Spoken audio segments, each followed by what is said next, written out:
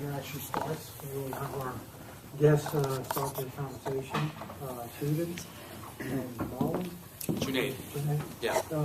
You guys can show who first, what. Whoever wants to start, why don't you talk about your firm and then what you hear about, and we'll go from there. Okay. Good. I'll do a quick intro just for who we are. We're the Moment Group. That's Berkowitz and Associates. What we do, we started out just strictly doing delayed claims, but that's branched off on project management and something we call risk management, which is just managing your risk on a construction project. And we keep you guys busy because when a delay claim comes up, we turn to you guys to say, hey, we need fresh numbers. So most of our talk is going to be just strictly about what is entailed in the delay claim and essentially how your role eventually comes into play in when a delay claim strikes. And this is Junaid Ahmed, founder of the company at the moment. Hi. Thanks for coming. This camera is not a vanity thing. We needed to put something up on our website, so try to ignore it. So my name is Junaid Ahmed. I started the Moment Group. I'll give you a little bit of background on myself. I went to Polytechnic University, Brooklyn Poly. Did a double major in civil environmental engineering with a graduate coursework focus in project management. When I graduated, I was picked up by a company called URS. Some of you guys might know. It's a fairly big company. So they drafted me to be on the owner's side of reviewing delay claims. So in other words, I was taking delay claims submitted by contractors and negotiating them down, poking holes in them on behalf of the ownership, which for us happened to be DDC, Department of Design and Construction. And they, as you know, go through the City Controller's Office, so we liaise with all of these entities to negotiate these delay claims down. I'd been doing that for 2 years. And one of the companies that I was negotiating against decided to hire me straight from URS to start a delay claim branch in their company. So I said, this sounds kind of fun. I'm going to start my own branch. I'll get a couple of people under me. I was fairly young at the time.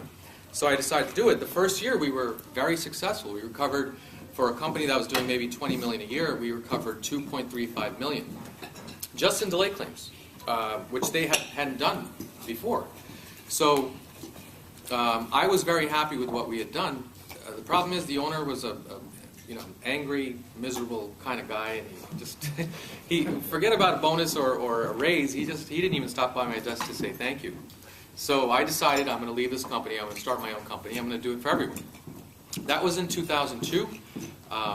We've gone on for about over 12 years now, strictly doing delay claims, acceleration claims, change orders, and now, as Nick said, we do project management and risk management.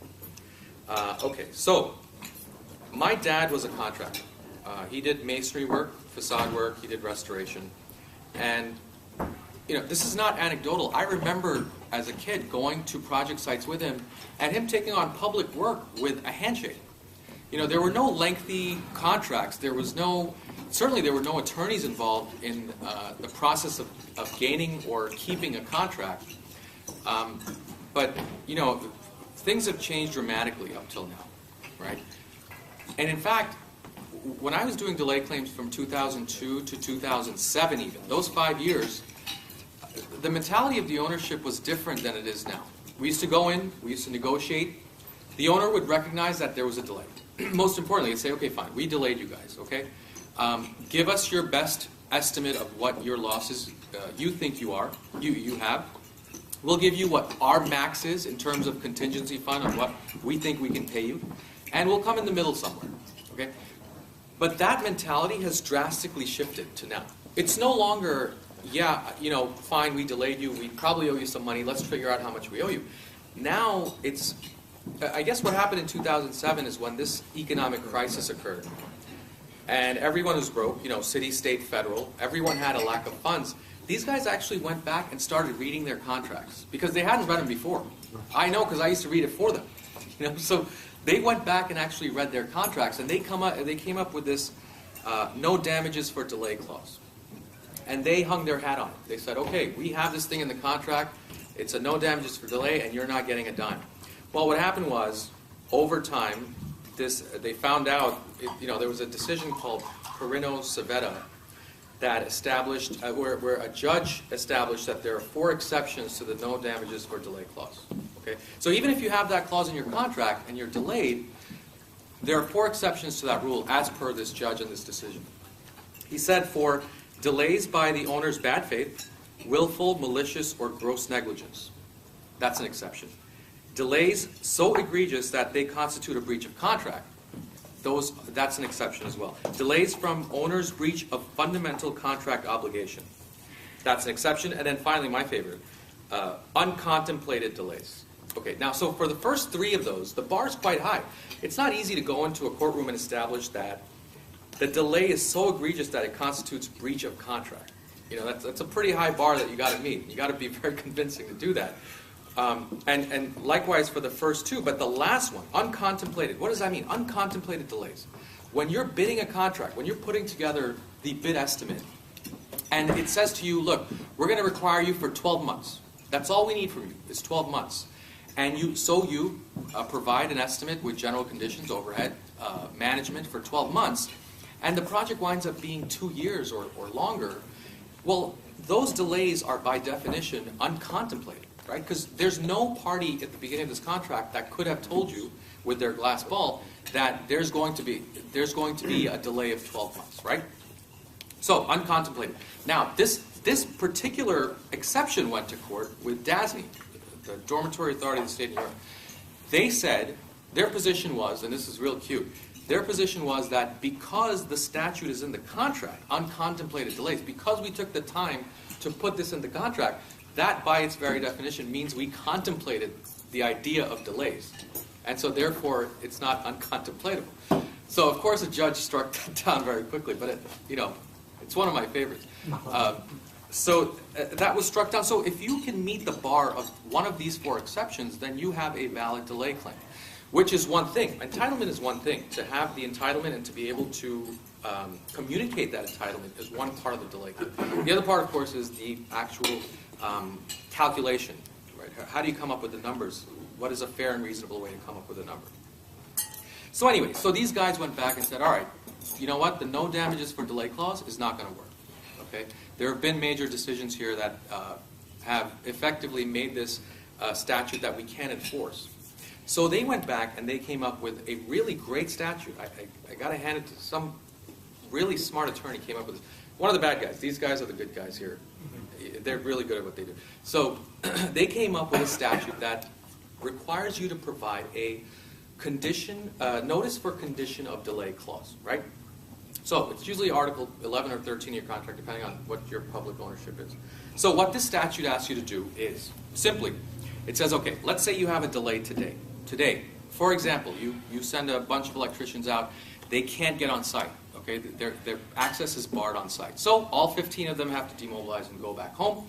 There's your delay. So what they ask you to do is within 7 or 15 days, depending on the contract you have, within 7 or 15 days, you have to provide the ownership with a notice of condition causing delay.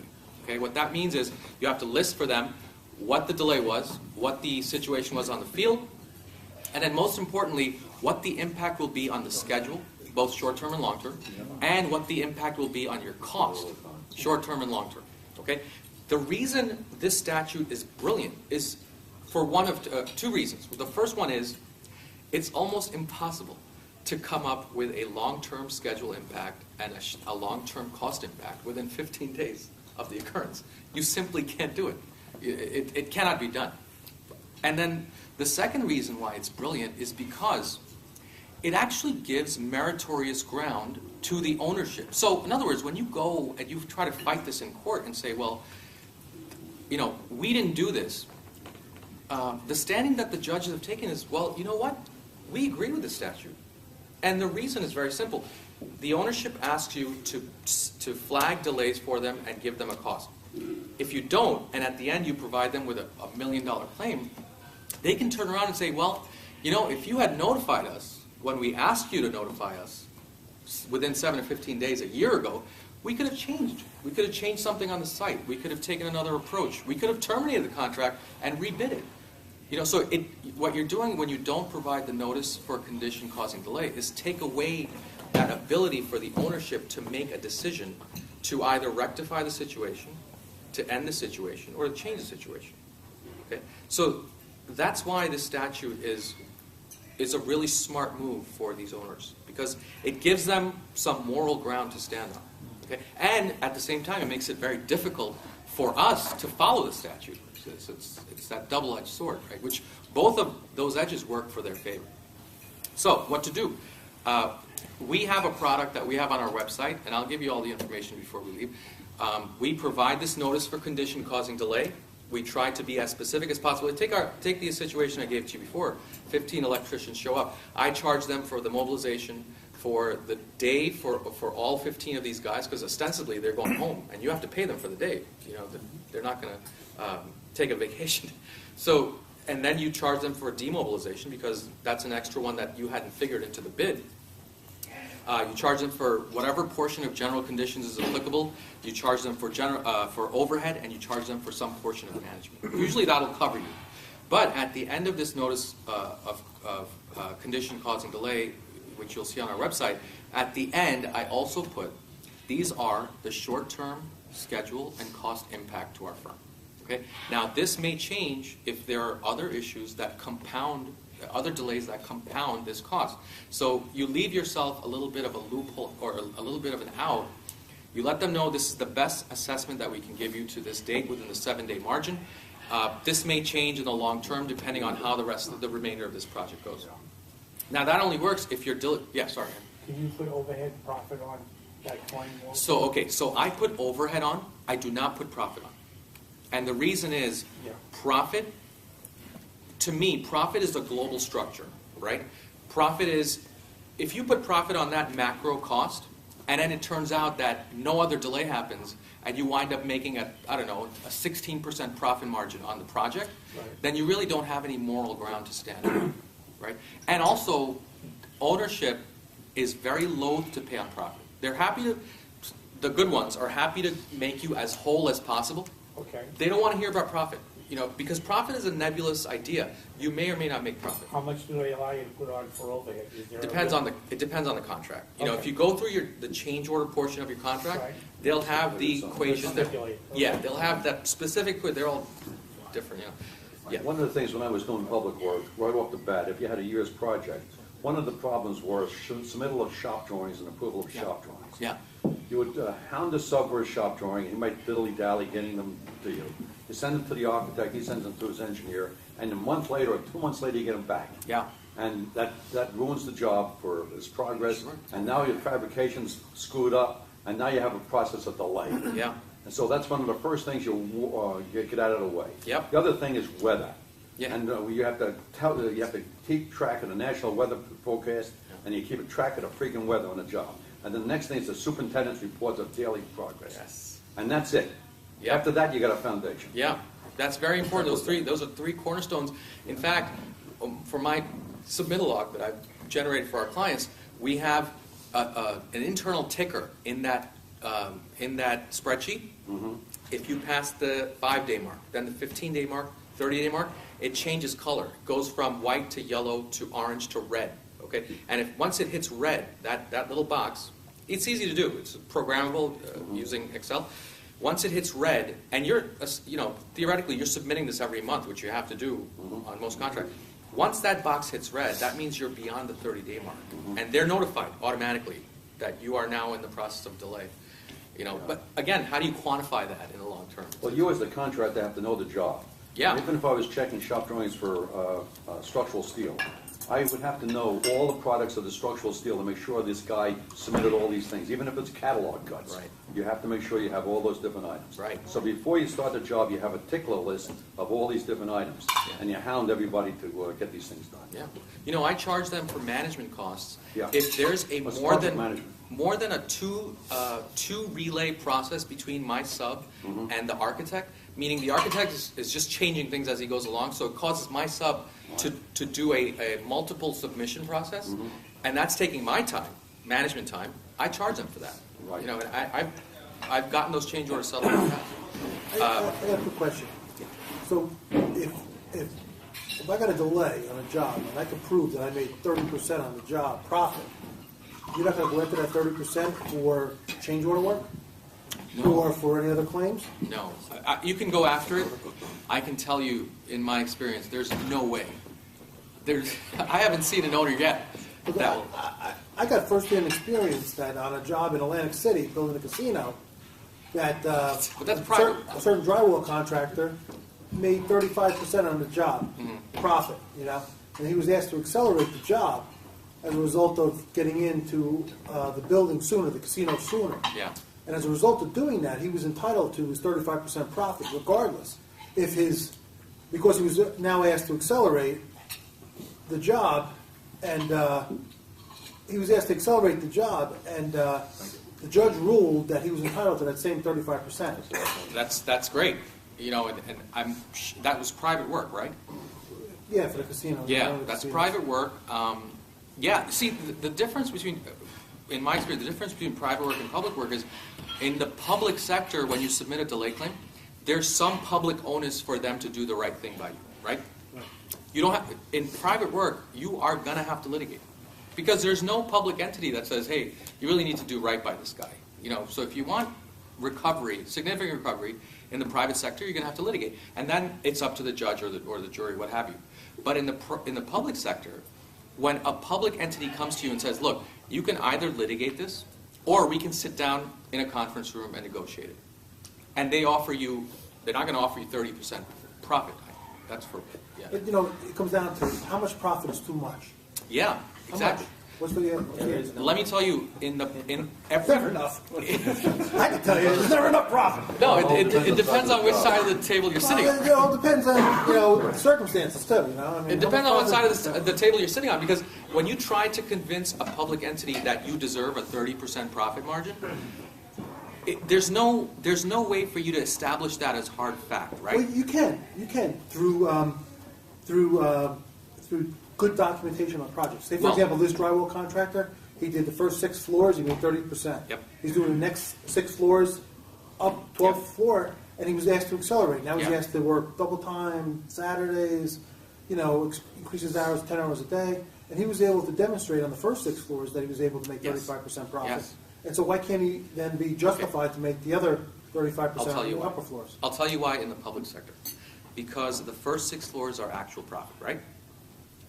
The next 6 floors are projection. They're a projection. He's projecting a 30% profit margin based on what he's done in the past, right? on that job. Yes. So now, when you sit with a public entity and you're asking for them to settle with you outside of litigation, they're not going to honor a projected profit margin. Okay? Well, it would be considered, I guess, the base bid profit margin. Yeah, but it's still projected, right? You haven't sustained. But for historical data then. Yeah, it is. When you're dealing with a public entity, if you want to go for, I've been an expert witness on 2 cases that had profit involved in it. Right. When you have the expected profit return, right? Okay. Let's say you've done half of the project and you're batting 1,000. You got 20% profit, okay? For you to command a 20% profit margin for the latter half of the project, which is projected based on what you've already done, right? You are going to have to go to court. You're going to have to litigate. Yeah, but as Bob said, you're asking me to accelerate my time to get it done in faster time. Yep. So me being the contractor, I'm taking the contractor's role. Yep. Then, hey, I'm looking to make the same 35% that I did Right. on the initial. You're asking me to work overtime and accelerate my time. Yep. Then why shouldn't I be entitled to the 35%? Yes, you're right. You have a point. Okay. What I'm telling you is that the public entities here, New York, New Jersey, Connecticut, which we've been dealing with for the past 14 years, I've never seen one of them say, you know what, you are entitled to 35%. Here you go. Let us know how much it costs. What they're going to tell you, I can almost guarantee this. What they're going to tell you is, okay, here's the deal. We're going to put you on Accelerate. We'll pay the premium portion of the time that it takes for you to complete the work. We bought the contract work. Right. We're paying for it. Correct. But if it takes Saturdays, if it takes overtime, we'll pay the premium portion of that time. Not even the whole time for the hour. Right. Just the premium portion. Yeah. Okay? And then we'll negotiate some sort of nominal overhead and profit based on industry standard. You know, they don't want to hear that you've made so much in the past. You know, it doesn't matter. And they don't want to hear about projected profit because theoretically, things could go wrong for you. Yeah. You know, maybe you have to lay off your project manager. Maybe you have to downsize. Maybe things are going bad for your so you may have a terrible second half of the project. There's no real way to justify that. It's fact. It's projected. So in the private sector, fine. You know, you litigate, and if you can present it as historical fact, then more power to you. In the public sector, especially for projected profit, is not entertained in that kind of market. If I can jump in, there's a lot. I know there's going to be a lot of questions because a lot of you, everyone here is working public and private sector. I'd like for us to. We have a short talk. Let's run through the talk because a lot of questions will get hit. Okay. A lot of your questions will get hit. Let's smooth through it. It's quick, 15 minutes, and then let's build up all the questions and let's have a good Q&A because I'm sure a lot of folks here will be able to answer questions.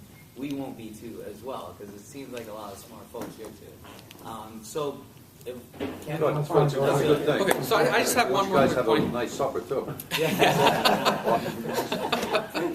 We got to give our lawyers a chance. Yeah. So I just got one more quick point. So essentially, that's the way to handle this. What I feel is an unfair statute because you can't really follow it to the letter of the law. You can look it up. I'll give you a sample from our site and do the best that you can and be consistent. Send it every single month as it's required, and you'll have a much better time at the end of the project. Not only as a proactive thing where you are going after a delay claim, but as a reactive thing. It'll protect you from liquidated damages at the end, which is a big part of the conversation in any delayed project. You have to protect yourself, right? Okay. So the second issue I have is. And I'm starting to see this more and more, especially in the public sector, is a balanced schedule of values, right? So schedule of values is we take your estimate, right? And do you guys do the schedule of values? Sometimes. Okay. It's for a schedule value for payment to the work, too. Yes, exactly. That's what I'm talking But we about. always try to front load it. Yeah, I know. I was going to cover that. You have to put low. I was going to cover that. So schedule of values, right? Correct. Disturbingly, for me, a lot of our clients, and we have clients from all across the board, electricians, masonry, MEPs, we have GCs, pretty much everyone from all strata of construction, right? What I've been seeing disturbingly on a lot of these schedule of values is if you have a line item and then you have labor and material in the schedule of values, right? Right. So whatever line item is, let's say you're putting up a facade. What the schedule, whoever's putting together the schedule values will do is, it's a $100,000 line item. They'll put $50,000 in labor and $50,000 material, and they'll say that's a wrap, and they'll submit it, right? Okay. And it's an easy way to do things. I get that, and it sometimes works into the front loading aspect of the project. Sometimes it doesn't, but it's a thing that I'm seeing more and more often when we review schedule values for our clients. 40/60 works better. Yeah, I see that too. 46. 40 material, 47. 60 labor. That's the comment. So the reason I wanted to bring this up is because it is very important to have a realistically reflected schedule of values. Okay, it takes some more time, but it's very, very important, especially when you have a big contract and you're looking at 300, 500 line items in your schedule of values. And it's easier just to split the cost in half and go down the line. And I know about the front loading, and I know it's important, and I know the owner knows it, and he expects it, but I think what we advise all of our clients is do the front loading on the areas where it doesn't impact field work, like mobilization, like project management, like submittals, stuff that you can pull out in the very beginning. Bullshit. Say again? Mobilization is, especially in public work, is bullshit. Yeah. Except for if you're working on the turnpike. It's mobilization is the way to grab profit up front. Yeah. Okay? That's right. And that's all it is. That's it. So, and when you look at public works contracts, like with the DOT or the Port Authority or all that, they put in there, mobilization not to exceed 10%. And everybody puts in 10%, But they that's they acknowledge pay it. 10% up front. Yeah. That's bullshit. It is, yeah. But It's bullshit. it's a vehicle to allow the contractor to aid in the front loading process, right? So I guess what my point is, and if you can take these two things away from me today, I would have done my job is that no condition for causing delay, and then try to stick to a realistic schedule of values. Here's why it's important to stick to a realistic schedule of values when it comes to field work. I'm going to get a little bit technical here, so if you don't follow, just give me holler at me and I'll explain. So this is the way the majority of ownerships calculate your claim costs. When you submit a claim, this is what they look at to estimate their side of how much they think you've lost. Okay, so they take your certified payroll, your entire certified payroll. Okay, every hour you've spent on this project, whether it's a journeyman or an apprentice or a superintendent or a foreman, whoever, they go through every single hour of cost. Okay, then they take the per hour cost of each of those employees. Okay, they add up the number of hours and they add up the total hours. So you got a total labor cost, and then you got a total number of hours, and they divide the two. So what do they get? They get an average rate, right? They get an average rate of what you spent per hour on any given employee for the entirety of the project. They call that the composite rate. Okay, so now you got the composite rate. Then they go to your schedule of values, and this is why it's important to have a balanced schedule of values. They go to your schedule of values and they take your total labor cost. All the costs that you anticipate on spending on labor. Okay? Let's say it's $1 million. They take that labor cost and they divide it by the composite rate. What does that give them? That gives them what you anticipated in spending in terms of hours on this project. Okay? They can tell in your estimate how many hours you figured to spend on this project. Okay? That's how they do it. So now they get the number of hours. Now they go to your actual hours, certified payroll. And if they see a delta, if your anticipated hours using that composite rate is 10,000 hours and your actual hours from your certified payroll is 20,000 hours, they know that you are now 10,000 hours north of what you anticipated on using on this project. Okay? Then they take those 10,000 hours, they multiply it back with your composite rate, whatever that is, that average rate, and they get the labor cost overrun.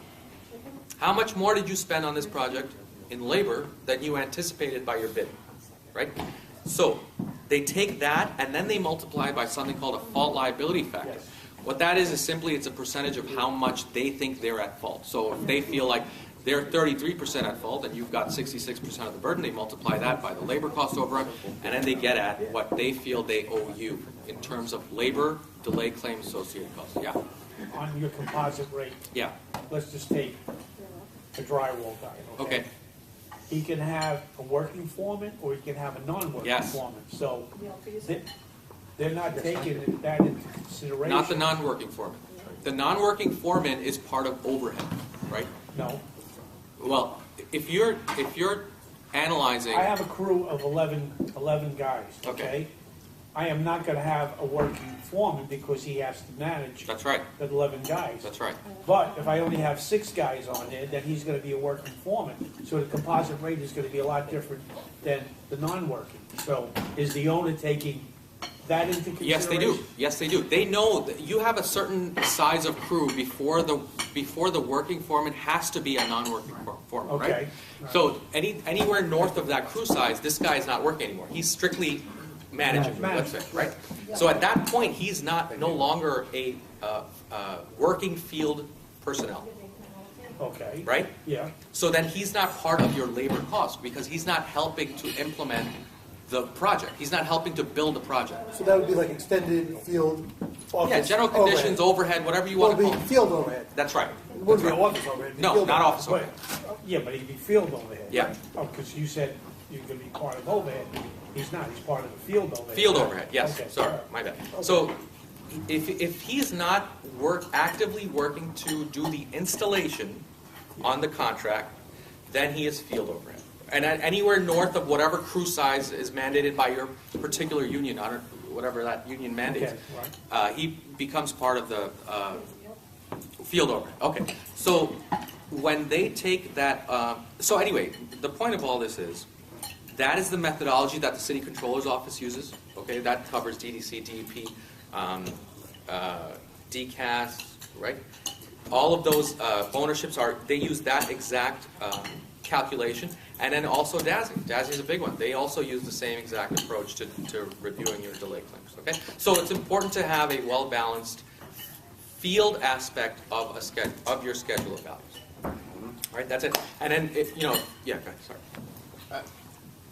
The whole concept of delay claims is something to me that I don't agree with, I guess. You mean morally? Not morally. Okay. Maybe ethically. I mean, I've been in this business for 40-something years, okay? And I've never filed a delay claim the entire time. And the reason I've never filed a delay claim is that on projects that I work on where I estimated and managed, which I do both, okay, is that I make sure that there's no reason for delay. I make sure that the architect gets the drawings back in a timely fashion. Constantly, pushing the architect, but working with the architect and creating a team, okay? Right. With the architect and the owner, okay? And I've never once had a delay claim, and I've never once had to go to litigation for a delay claim. Yeah. Because you establish a team relationship. The unfortunate part of public projects is that many of the contractors who do nothing but public work, and the only thing they have to do is be the low bidder. That's how they make their living, is on litigation and on making I see what claims, you're saying. okay?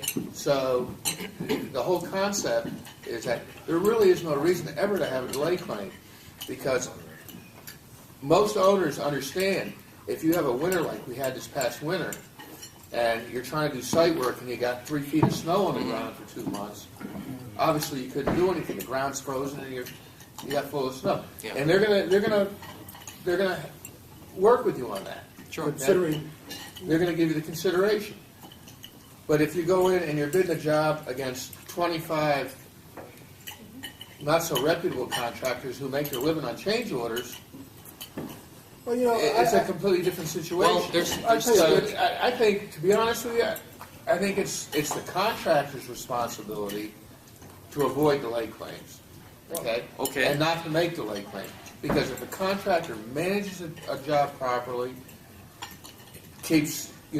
works with the architect and works with the owner, that'll never come up. How long have you been on, have you done public projects? I worked for a company that did nothing but public projects. Okay, so the problem with that is, I know what you're saying, okay? The problem with that is, in private work, right? In my opinion, in private work, you're dealing with, on the average, a more intelligent community, okay? Because I've it's private. done work for New Jersey Transit, I've done work Well, for let me all kinds let me of land. school systems, and have never once had a delay claim. In public work, I think, when you're dealing with, I've been on disastrous projects, okay, and I'm pretty, I work from the letter of the contract, okay, and I try to make it as easy on everyone, including the ownership, the consultant, the architect. This is how I started in the industry. But when you're dealing with public work, public employees, okay, I know because I went to school with a lot of these guys at Polytech. When you're dealing with an ownership that is very lackadaisical about site access, is not very responsive to memo or delay correspondence, or doesn't turn around drawings on time, or when you're dealing with that, maybe you've been lucky, very lucky, to not have a situation where you've been delayed, but in my experience, especially in the public sector, very rarely do all of the cogs fit in right where you don't have an opportunity to be delayed or an opportunity to be delayed that costs you money. Now, I understand contractors also have some fault in the equation. I get that. Sometimes you don't do things on time or you don't do them right. I get that. One of the reasons we've been in the industry for so long is because we have never taken on a claim where we felt there was no merit involved. Okay, I've turned down clients that we've worked with for 10 years and said, look, we're not going to take this one because I don't think you have the moral ground to stand on. But I will tell you, I don't know, maybe I've dealt with contractors that have had issues, but in my opinion, very rarely does that happen where everything works out, where the project ends on time, you make your 10%, 15%, whatever it is, your profit margin, and you walk off, everyone's smiling. 10% or 15% is not realistic. I know, it's unrealistic. But one day. Now, the bottom line is that if you go in as a contractor, Yeah. okay, with the mentality that you're going to go in with a low bid on a public job and make it up on changes and delay claims and all that, that's one thing. If you go in to and you're successful and you're the low bidder on the job, and you go in in a partnership type relationship where you want to make everything work with the owner and with the architect and the engineer, and you make that clear up front, they will work with you and you will get the job done. And I've been lucky enough to work for firms over the last 35, 40 years that looked at business that way. Good. And they didn't look at it as going in to try to make a score after the fact. No, I don't think it's a matter of looking to score. I think with a lot of companies it is. They're I out there. disagree They're with you out on that. I think that it's a matter of just being made whole. You know, 'cause, Yeah, I got a lot of clients that some of them pursue claims all the time, some of them work it out. You know, and you know, I don't know who's right. You know, and justified, but you know, everybody has a different philosophy, like you said. You know, with respect to working it out, moving forward. You know, we're not that way, and other people are like, you know what, they fucked me, I'm going to fuck them back. You know, or for example, you're misunderstanding what I'm saying. I'm not saying that, work it out and all that. I'm saying is that if you go into a project with the attitude that we're going to work together from the very beginning, and you develop that relationship with the owner, whether it be New Jersey Transit, whether it be a Board of Education somewhere, or whatever else, and they believe that you're being honest with them, and you are being honest with them, then you can make things work and you can get them done, and there's no claims. Yeah, I think that's a very optimistic view. You're right, but here's an example of a project we're on. We started the project, and our contractor bought night work. What? I'm sorry. What? They bought night work. They were Night only work. going to start work at 3 p.m. Okay. Then what happens is, okay, kickoff day, everything's great, but now the person who's the principal of the school says, no, you can't start at 3. You have to start at 4:30. It's not my fault. I'm the contractor. It's not. It's not SCA's fault. It's the principal of the school says, no, we have some parent association things going on that goes till 4:30. And this is a clear example. It's I had a funny argument today with a subcontractor about a job, a $23 million job that I just bid, which is a union job, okay, which has 7 months done on a second shift. And there was one group of subcontractors that were here, and there was another group of them that were $400,000 higher. So one of the guys who I was friendly with called me up and I said, your number wasn't competitive. And he said, well, the other guys include the time and a half for the second shift. And what I told him, I said, I don't know if they included time and a half or if they included shift premium. And the guy says, well, if you don't work first shift, then the second shift is time and a half. I said, I told him, I said, put an apprentice on during the day and let him sit there with his thumb up his butt watching the cars go by in front of the school, and then you have a second shift premium. Yeah. I mean, I think what you're talking about is more of a change in mentality. I think you're talking about contractors that actively go into contracts bidding lower than they think the project will cost in the attempt to recover at the end. I think there's two groups of contractors. Okay? Yes. I won't argue with that. The contractors that I've worked for in New Jersey and in North Carolina both work public work and private work. Yeah. I've never worked for a company that just did public or just did private. Okay. Okay. And I think the whole attitude of a lot of the public work contractors up here that do nothing but public work is completely different than those that do a mixture of both. Well, okay, and the way they I approach see the what you're saying, and I think you're talking about the latter half of those contractors that go in low bidding in order to recover at the end. But I think for you to say it's never an option as a delay claim, I think that's short-sighted. I think you're not accounting for contractors. I'm not saying that there's never a reason for a delay claim. What I am saying, and Bob, excuse me for stepping on attorney's feet, but there's no reason to get an attorney involved if there's something involved involved that delays a job. That's not the fault of the contractor, and it may not be the fault of the owner. It may be this past winter. Well, let me present you. As long as they're reasonable people. Let me present you with a situation. You are a contractor that's been injured through no fault of your own, which happens all the time, and the owner refuses to pay. Now what? You're just going to pack up your bags and say, okay, or are you going to go hire a good attorney and go after the cost that you've meritoriously earned? I mean, that's a judgment call on. It's a business decision. No.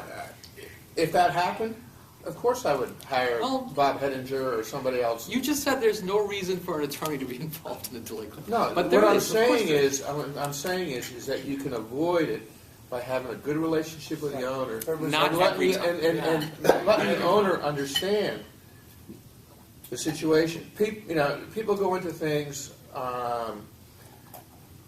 with an attitude or whatever, rather than going into it and saying, okay, we've had the worst winter we've had in almost history here in New Jersey, and I haven't been able to get my site work done. Okay, I've lost 3 months. Okay, I need, these are my costs. Can we talk about it? Can we negotiate it? Can we work on it? Yeah. What can we do to accelerate the schedule at the end? Okay, and if you do that, rather than sitting there and just, okay, I'm filing, every 2 weeks, I'm filing a delay claim, we got another 2 feet of snow. Well, there's two problems with what you're saying. One is that is a very, very optimistic view, right? You're saying that if you intend to work with the client or with the consultant, that every time they will say, okay, we're going to work with you and we're going to make you whole. They're not going to. The second problem. I'm not saying they're going to make me whole every time. The second problem with what you're saying is, if you fire off a letter every month, the problem is that your contract requires you to fire off that letter. They're telling you, if this happens, then you must do this. So for you not to fire off that letter is you not following your contract. Yeah. Well, let me ask you a question. Do you have to fire off a letter, or do you have to go to your job meeting every 2 weeks with the owner and the architect and everything else and say, we've got 3 feet of snow sitting on the ground, we can't do our site work, in the meeting minutes. Yeah. Okay? Yeah. We're held up for a couple of weeks. We're going to try to make it up. We'll do what we can. We'll come up with some costs to make it up. If we have to accelerate, if we have to work Absolutely. 6 days a week or 7 days a week to catch up once the snow goes away. I would agree with you if you can sit down with those same people and say, look, take that statute out of my contract because I'm going to update you in the meeting minutes. So don't require me to send it in every 7 to 15 days. Can I tell you on the order? Yeah. You do most of your work in New York. New York, New Jersey. The statute you're referring to is a New York statute. Yeah. There's no similar statute in New Jersey. There's no statute in New Jersey that says you have to give notice every 30 days or whatever. In fact, there's 3 statutes in New Jersey which permit damages for delay. One that affects school work, one that affects public contract work, one that affects state work. So the landscape in New Jersey is different than New York. So if you're doing work in New Jersey, it's a different landscape for delay-related claims. than New Okay. York. I'll look into that. That's something you ought to look into. I'll look into that because I'm almost positive that we have a port authority contract in Jersey that has the notice for Port condition. authority is not governed by. Oh, I'm any sorry. of those I'm sorry. statutes. Not port authority. They have the road statutes. Yeah, Port authority is not governed by I'll any look of it those up. I'll look it statutes. Port up. authority is governed by whatever. You know what? I'll look it up. Says. I'll look it up and I'll send it to Robert. If I do find it, I'll send it to you. The contract that we have in Jersey. All right. Okay. Okay, that's it. Very nice. Thank Thank you. you. Thank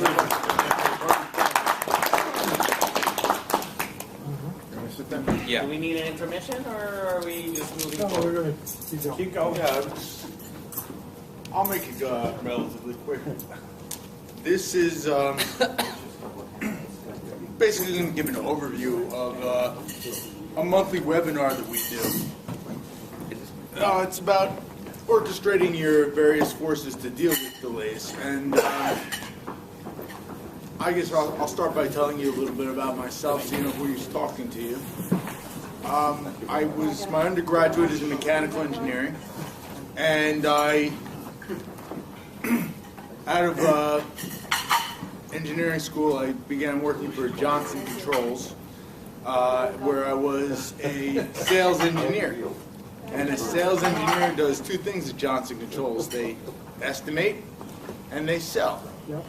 It's kind of like an internal conflict of interest, because the better you estimate, sometimes the worse your sales are if you know too much about the job. That's correct. And you guys are certified estimators. Johnson Controls were not certified estimators. We were engineers, we were salespeople, and I enjoyed doing that. But I wanted to do some more, and so I took the next logical step, which was to become an attorney. And it's interesting. Rich, a lot of things that you brought up affect me every day. For example, the mobilization cost that you said was bullshit, I believe. Yeah, it is. I make Port Authority work. The first line item on your breakdown is mobilization. Get maximum 10% of the contract amount. It costs you 10% of a $20 million contract to put a trailer on the job? Come on. I just got a bid challenge today. Mobilization on the Port Authority contract is 7.5%. Is it a material defect if the guy put in more than 7.5% for mobilization? So it's interesting you bring that up. And one other thing that you were talking about, it slipped my mind for the moment. But anyway, so I give a monthly seminar. I talk a lot about how you can orchestrate, your company can orchestrate its forces to deal with delays, because delays are something that affects everybody in your company, and if your company can work together, you can, as Rich pointed out, avoid delay claims, and you can avoid issues on the project. But everybody's really got to be working together. Rich talked a lot about how he gets a team mentality out in the field. You also need to have a team mentality in your business. So, did you have a question? Yeah, I have a paper trail is your most important trail on a job. Wow. You have to have a paper trail for every item of work, and that says it all. For litigation on the very end, if you don't have the trail, you don't have any chance. That's an excellent point. Documentation, right? That's the most important thing, is documentation. Yep. I'll give you a quick example, because documentation, everybody knows it's important, but nobody likes to do it. Yeah. And as part of running your team, you've got to get everybody to do the documentation, from the estimating to the accounting to the daily diaries out in the field. It's just tremendously important. But people don't do things if they don't know why they're doing it. I have a quick example that everybody could relate to. I'm sure that you know, heard about Eric Snowden and the stuff he did at the NSA. I'm not here to tell you whether it's right or wrong. I'm here to give you an example of how important documentation is. I don't know if anybody followed the story, but basically Eric Snowden decided that what the NSA was doing was unconstitutional, and he wanted to out them, so to speak, and he wanted to show everybody what they're doing, and it's not a good thing. So he collected all that documentation, and he stole it. You could call him a traitor. I'm not here to pass judgment, but he got a lot of documentation, and he came out and he said, you know that the government is collecting metadata on all the calls that you make, and they can find out every single thing you're doing? And our President Obama, came out and said, oh, no, we're not doing that. What does Snowden do? Here's the documentation. And then he came out, he released little snippets of information. And then he said, oh, did you know that, the NSA is doing this, that, and the other thing? And the government said, oh, no, we're not doing that. Documentation. Documentation, excellent point, is critical in everything from that to a construction project. But people, your whole corporation, everybody on your team, your accounting, your management has to be looking over contracts, has to be putting in procedures to do scope reviews and descoping meetings.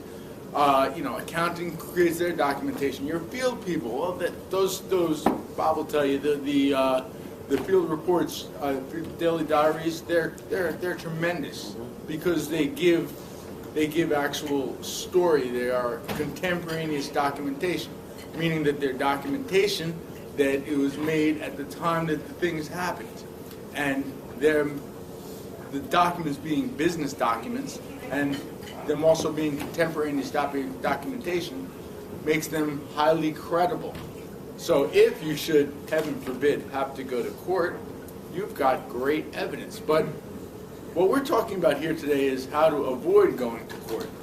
And how do you avoid going to court? Well, let's look at what is court. Court's a fight. There's two sides, and they're fighting against each other. They're not fighting with their fists, but they're fighting, intellectual. Well, if you're in a bar, how do you avoid a fight in a bar? I can tell. What's that? Leave the bar. Leave the bar? Well, you can't leave the job site. If you're the biggest and scariest guy in the bar, chances are people aren't going to mess with you.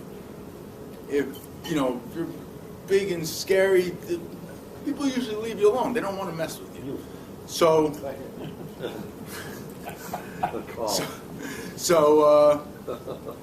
how do you create a big presence on a job site when you're dealing with somebody else who you might be in a fight with, which is ownership?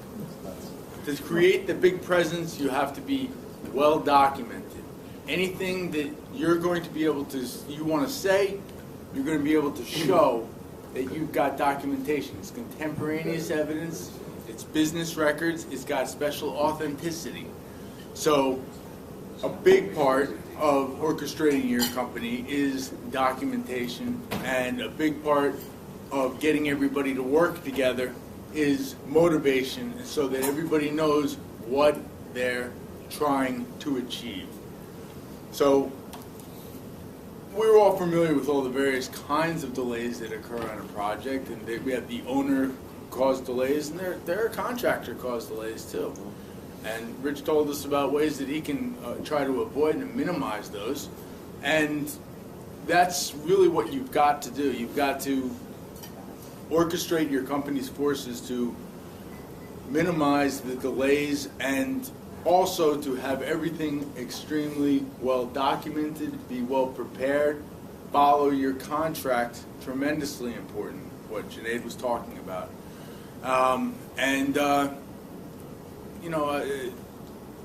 Keep your company going in the same direction is the most important thing. Now, I'm not sure how long you guys would like me to talk. Yes, Rich. Can I ask you a quick question about documentation? Yes. A majority of the supers of the company that I work for in the field have a bound field manual that they do their daily documentation in. There's a few of them that are a little more sophisticated, and they're using, doing it on a laptop with like Primavera Contract Manager. Okay, does that stand up the same as a bound document? Sure. Absolutely. Well, first of all, they can print out whatever they want, right?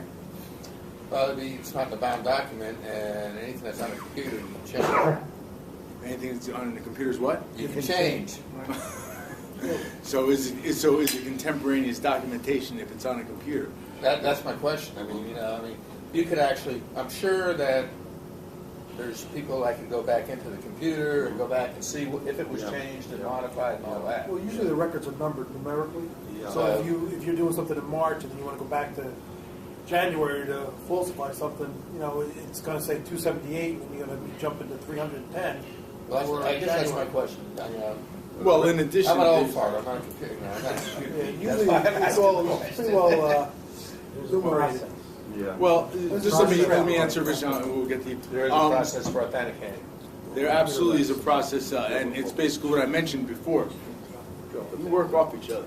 It's what I mentioned before, the metadata that the NSA is collecting on all of your calls and all that. The metadata allows you to get a footprint and to see if somebody changed it. I had an example where there was an instance where a contractor was going for a $2 million claim for extra fill that he brought onto the site.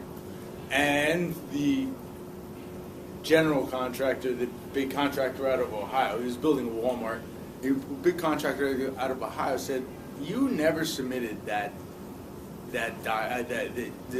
notice required by the contract that you were required to submit. And therefore, according to my contract, I don't owe you the $2 million for the fill. And he said, I most certainly did. Here is a copy of the change order that I submitted to you. And the contractor said, I've never seen that before. Give me your metadata. Give me your computer that you generated that on. I want to see. And we had a big discovery fight, brawl, and I'm sure that you don't approve of attorneys fighting about something as ridiculous as a computer chip, but it took months to sort out whether or not they were entitled to take the computer, whether they would turn it upside down, test it, and find out when the actual document was created. So, in answer to your question, a computer document is as authenticatable as a piece of paper. It's a little more complicated, and you need experts to do it. When I get an email from somebody, I'm an old school guy. I make a copy of that email with my answer to that email. Always answer the email. Just don't let it ride and be floating around. Right. And then I make a copy of the email with my answer to it with his email. So there's no way of changing that. And then I have that in a file for that item of work. Not that it all goes together and it gets mixed up with all the other trades. It's in that one trade folder. That's an excellent practice. That's the only way to do it. That's an excellent practice. And there's so much text on an email that it's very hard to duplicate or fabricate. Yes, sir. Since I'm one of the oldest guys here, and I go back to the old days, I do a lot of consulting work for attorneys and for insurance companies, advanced insurance companies, and so on and so forth. And lately, the files that I have are some residential, some commercial, all within the small $1 million range. So when attorneys call me now and they ask me how much I charge for a fee, I tell them that I don't charge a fee. And they all think that I'm crazy, but the guys here that know me know that I am crazy. So I tell them that I charge it by the pound. Because I've been in business for 50 years. And please hold your fingers next to your ears. The fucking files I have are like this big. How can you decipher, going all the way through these papers, what these papers have said, months in advance, when they might be on the lower end of the file that's this big? And I'm not kidding you. In fact, I won a case by showing a picture of this file. I took my secretary take a picture of me behind this file just to show the jury how big this file was. And I won the case because of that, because they all start laughing, but they understood the point that I'm making. I don't get it. Where are we going with the litigation that's taking place, where all the suits are taking place, whether they be residential or they be commercial? It's like, what happened to the simplicity of life? What happened to when you're doing a construction job? I don't care whether it's $1,000 job or $100 million job. What happened to all that simplicity, where we used to do work for millions of dollars without contracts, just by a word of mouth? So where are we going as a society? I understand you're an attorney and you have a job to do, but where are we going as a society? I don't care, because God's been good to me. But I'm scared shitless of my kids and my grandkids. I don't know where we're going for that. And you guys did a very good job, and I want you to know that you're very professional. But it all goes back, for as far as I'm concerned, and I'll be quiet after this. Where is she? She's gone? Where the fuck are we going? Where the fuck are we going in this country? Listen, I hear you. You know that there were more laws made. I forgot what this. It was a New York Times article back in the 90s. There have been more laws made in the last, I think it was 20 years, than the entire history of this country. And with all due respect, blaming attorneys for the amount of laws that we now have is kind of like starting a war and then blaming the doctors for all the casualties. Oh, you don't really believe that. If you want to settle a case, you're going to make X number of dollars, and if you don't settle the case, you're going to make X plus 5. You ever heard of the cliche, guns don't kill people, people kill people? Did you ever hear the cliche that money talks and bullshit walks? Well, I'm here to say that attorneys don't sue people, people sue people.